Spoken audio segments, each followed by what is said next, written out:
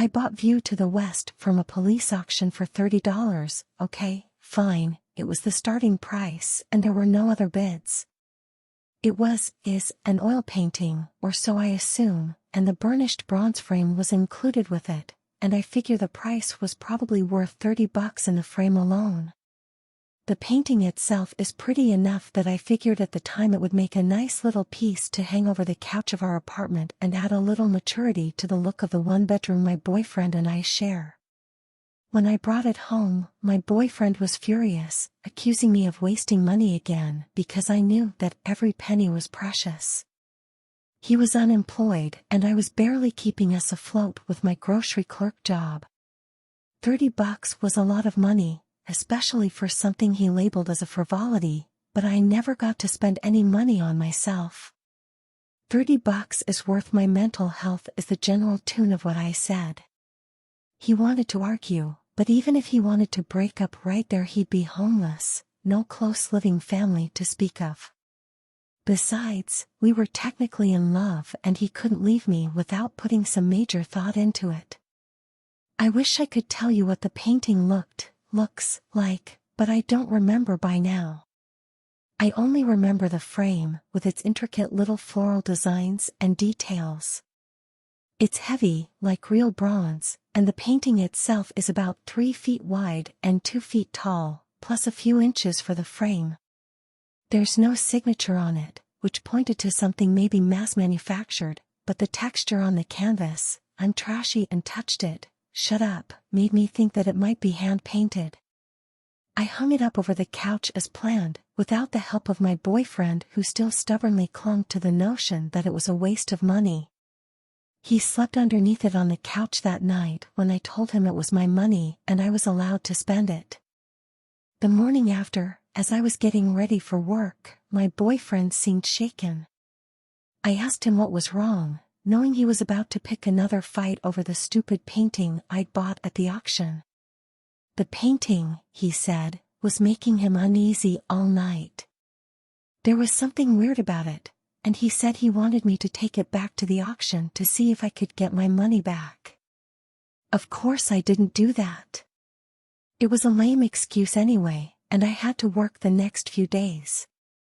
The reason he was uneasy, I told him, was probably because it was a confiscated item from a police auction and he thought it was some kind of criminal paraphernalia. Which it wasn't. Isn't. When I got home from work, he was still at home like usual. But instead of lounging on the sofa watching Dr. Phil, he was sitting in the middle of the living room floor, looking up at View to the West like he was worshipping Christ himself.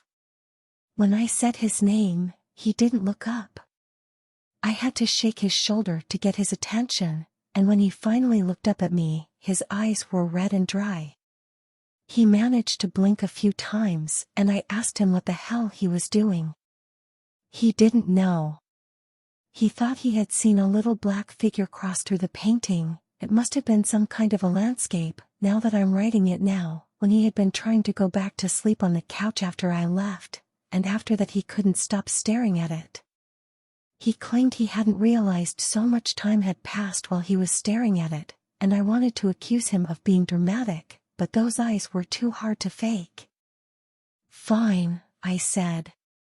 If it was bothering him that much, we could cover it up and I'd try to take it back in a few days when I had time off again. He nodded, and his joints creaked when he got up to help me cover it up with a throw from our couch. How long had he been sitting there? That was the first real sign that something was wrong, but I ignored the unease that crept up the back of my neck. He slept in bed with me that night, but when I woke up in the middle of the night for water, I was alone. I went out into the kitchen and saw my boyfriend in the living room again, wrapped now in the blanket we had put over the painting. His eyes were trained on it like it was the only thing anchoring him to this reality, and I even doubted that much. Despite the fearful feeling in my gut that something was very, very wrong with him, I approached.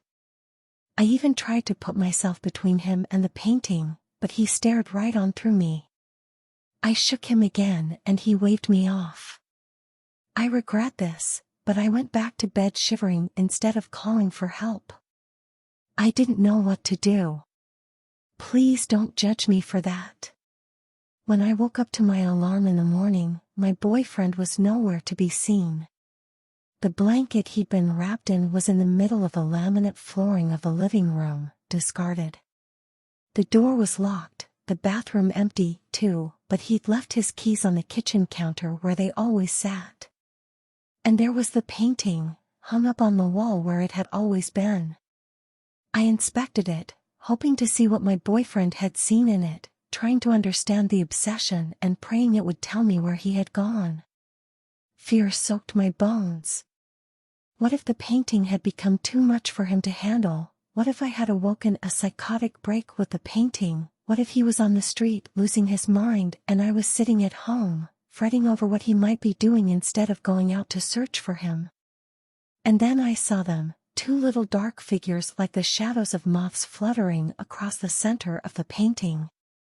I pulled myself away from it, unsure of what I saw.